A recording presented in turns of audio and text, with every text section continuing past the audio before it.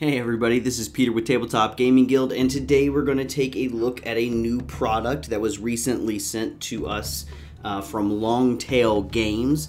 This is, from the best that I can gather, a very small tabletop game publisher based down in Australia. And they have done a few Kickstarters, and one of their successful Kickstarters was for a product called Tiny Library. Here we are on their web page, and Tiny Library is one of the 4 products that they have listed on their page.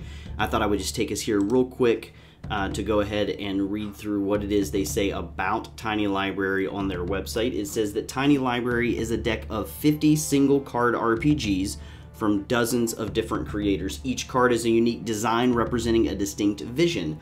Players will quaff mysterious potions with magical effects, test their nerves, toughness, and savvy in a most dangerous race, visit the twin towns on the sea, and so much more. So they have places where you can get the physical version of the game, but here on the website you can purchase the PDF version, which is what we'll be taking a look at today. It says that it is listed for $10 Australian, which I'm not 100% sure what that converts to with US dollars, but again, it's going to be around 10 bucks.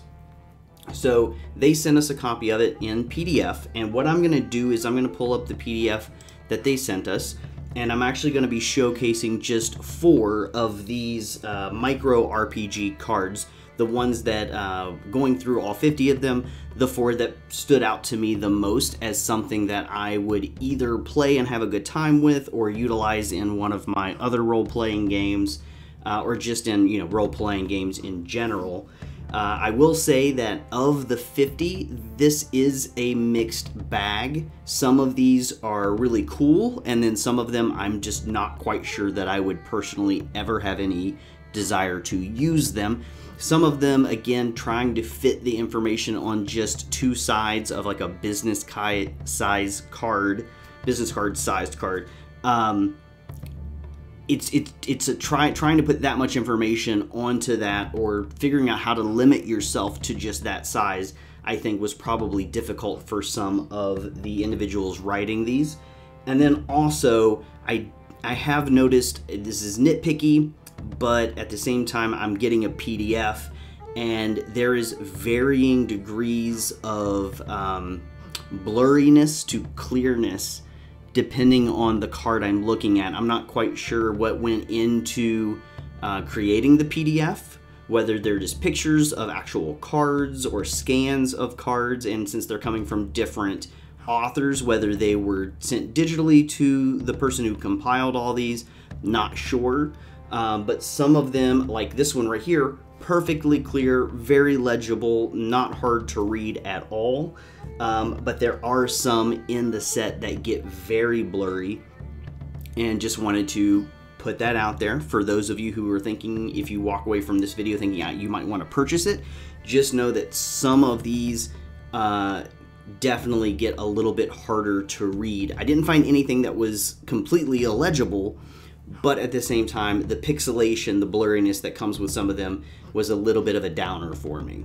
But with that being said, I'm going to take you through 4 of these micro RPG cards. I'm going to read through both sides of them, let you know what I thought about them, why I picked them. So let's go ahead and do that now. First up is this one called Flyers by Steve D. It says here, underneath that, Act 1. Grab a bunch of real business cards, or swap yours around the table. Add up the first digits you find until you get a sum above 15, and that's your age. Add up all other digits, that's how many missions you have flown. Use the color, shape, and elements on the card to learn more about your character. Introduce yourself, talk about the war, talk about how you all became friends, and talk about why you joined up as pilots. So this is interesting. You're creating a game. This is a discussion RPG. This is, you're building just a narrative together. And I enjoy those. These can be very short. It can be 20-30 minutes, maybe tops, depending on how many players you have playing. But you're just creating a narrative and a story together. And this is basing it off of having some actual business cards that you're swapping around the table and then creating your information about your flyer. So you have Act 1, then Act 2. Now you all set out on your last bombing raid. Put the card on the table in front of you and your finger on the card. Close your eyes and flick. If the card goes off the opposite edge of the table and doesn't hit anything else but the ground, you come back alive. So now we all of a sudden have a bit of dexterity thrown into the game. So we're doing narrative in the first act, we're doing a little bit of dexterity play in the second act, and then in Act 3, you meet up again in 20 years. Use the business on the card to describe what you did after the war. Talk about the years after. If your flyer died, I'm assuming that's in Act 2, then play a friend or family member and talk about who didn't make it.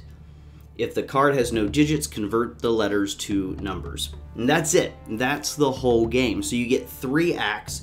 The first act, you're creating a narrative as to how your players know each other as fighter pilots and bombers in, I'm assuming this is World War II. And then you're going into Act 2, where you actually do the bombing raid, and it's a dexterity thing. And then Act 3, you're back to doing your narrative, and you're kind of wrapping everything up. This is, to me, like the quintessential micro RPG. You get a full role-playing scenario here in just 3 acts, and it's not even all the same thing. They could have easily just left it narrative act, but they threw in the dexterity component, which I thought was a lot of fun, and I'm a big fan. So this is one of my 4 favorite cards in this set of micro RPG cards. But my next one is going to be on page 11 of this PDF. Now this one, you can see, gets a little bit less legible. It's a little bit blurrier. The font choice is really thin, but again, they're trying to get a lot of text onto this card. So again, not sure how they decided to get this into the PDF form, but I wish this had been cleaned up maybe just a little bit more. But again, this is a smaller company, probably just an individual or 2. So, there's leeway here, right? And it's 10 bucks. Lots of stuff that you're going to be able to use from this. But let's go ahead and talk about this one. This one's called Lake Town Blues. And in this one, the players are actually going to be working together to create a village, which I think is a very fun act for role-playing groups to do. So most of the time we're coming together, our DM is running, or our GM is running a scenario, and our characters are interacting with that scenario, and the person in charge is coming up with the villages or the towns or the locations and the NPCs. And sometimes it's nice to get your group together ahead of time and work together to create some of this stuff. I think it causes a little bit more ownership of the actual game for the other players. So real quick, let's talk about Lake Town Blues. So we're going to create a village, and it says gather a stack of index cards and number them. Pass 1 out to each player. So every player is going to get an index card. Discuss as a group which buildings you want to build. They have a D12 list over here of some suggested buildings. Then you're going to draw this building near the center of your card. So each person is drawing a different building on their index card. Draw this building near the center of your card. Then 5, create an NPC associated with this area. So everybody's drawing a building and they're creating an NPC. Then describe this area using each of the 5 senses. This is great. Again, you get that box text with each of your locations.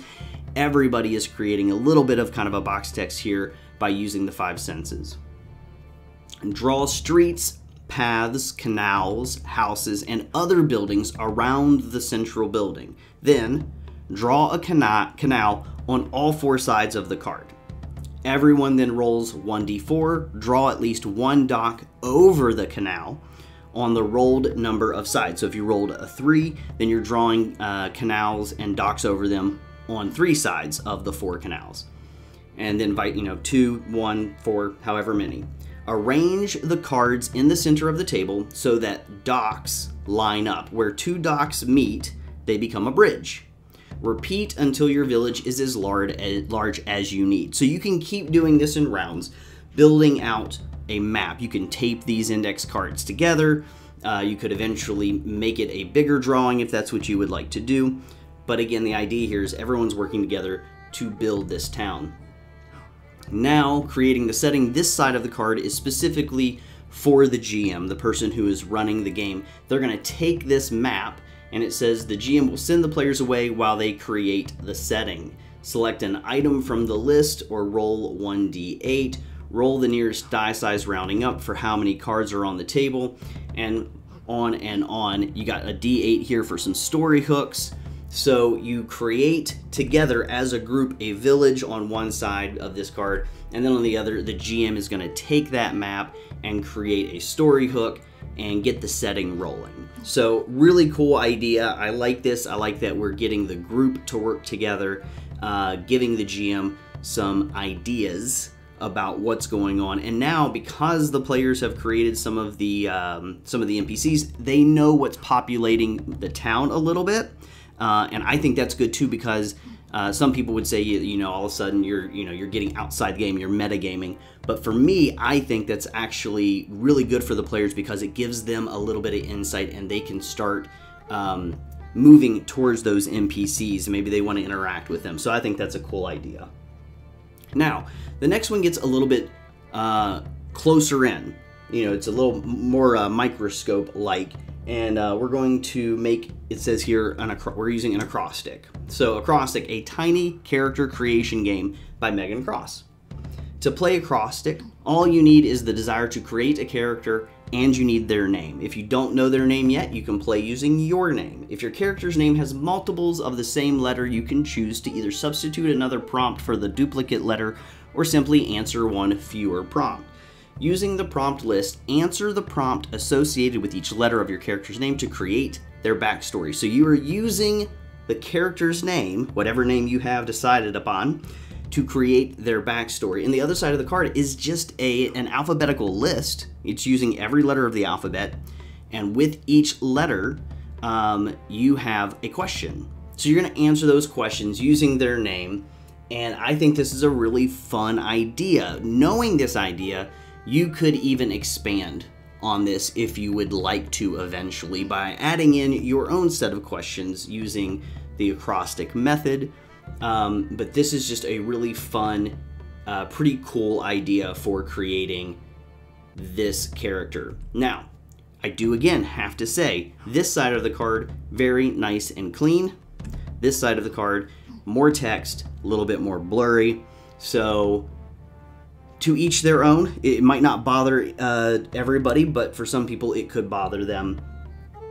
Now to the last one. This one for me was the one I was most excited about from this entire list, and that is on page 73, called Now We Raid. I am a big fan of Viking mythology and that whole area of the world, and the shows that have Vikings and The Last Kingdom, all that stuff. So when I saw this, I was super excited.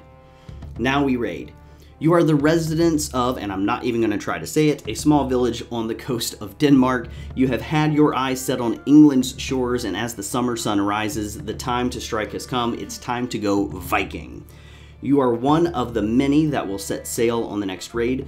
What is your name? How old are you? What is your role on the raid? And have you done a raid before? Four questions there. You answer those. You've created your character. When you attempt to do something, declare which god aids you in your action. There are 3 gods chosen here, Odin, Thor, and Loki, each one associated with a couple of ideas. So we've got Odin with knowledge, wisdom, and leadership, Thor with physical strength, speed, and bravery, and Loki with sneaking and talking. You have to decide at the beginning of the game that you have a bonus based on your favor with the gods. One of them is going to start with a +2, another with a +1, and the third with a +0. Now we raid, it says here, free business card game by Freddie Bell. When players want to do a thing, the GM assigns a value based on how difficult the task is. So 4 is basic, 6 is tough, 8 is challenging, 10 is impossible. When you have decided on what you're doing, the player then rolls a d10, adding their god's favor seeking to roll greater than or equal to the difficulty of the task. So you're rolling high, you want to roll high. When a player fails a roll, they gain doom. If a player ever rolls under their doom number, not only do they fail, but the situation gets much worse. After rolling under your doom, reset your doom to 0. Once a player rolls under their doom for the 3rd time, they die. Playing the game is split up into 3 acts: the home, the sea, and the raid, each act containing its own conflict. So again, when you go to actually play the game, it's going to be very narrative based. There is some stuff that you need to do with your actions and rolling, but a lot of it mostly going to be narrative here. Act 1, the home, you're going to roll on this D10 chart. It's really D5, but D10 chart, and you're going to get what the conflict is at the home at the beginning of the game.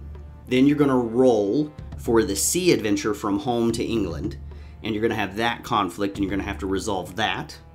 And then you're going to have the raid itself, and you're going to roll on that chart, get the conflict, resolve that conflict. Then you're going back to the sea, rolling again, conflict at sea, and then you are back home, and that's the game. I love the idea that it is, again, this is probably going to be another short scenario or adventure. I'm thinking probably maybe 30 minutes to an hour or so of actual playing with your friends. But it is well thought out and very doable. So if you have a group that really loves to role play, they love the Viking theme, I could absolutely see a group getting together and playing this game. So these are just 4 out of the 50 micro RPG cards that are made available here in Tiny Library by Longtail Games. Again, some of them definitely not for me. Won't ever use them in any game in addition to or by itself as a game. But these 4, plus there are definitely more, that I would absolutely use. And knowing that I have just these 4, for me personally, worth $10. And I'm going to have other games in here that I'm going to want to play as well. So I just wanted to show this to you all. Again, if you're interested in maybe picking it up, it is available at Longtail Games. You can go to their website. You can see it up here at the top of the screen. And you can pick up Tiny Library for 10 Australian buckaroos. If it's not for you, totally understand. This is a very different style of thing. This is not D&D, this is not Pathfinder, this is not Alien the RPG, this is not some big, hardcore, crunchy game. This is a set of small micro games. If you're looking to just get your friends together, play a short game, or do some little things that might add into your role-playing game repertoire, then this could be for you. Everybody, thanks for watching. I hope you enjoyed the video, and I hope you check out Longtail Games. You can also go to tabletopgamingguild.com to learn a little bit more about us. Stick around here on the channel, watch all the other videos that we're putting out on a regular basis. Thank you for watching, and until we talk again, keep on playing games.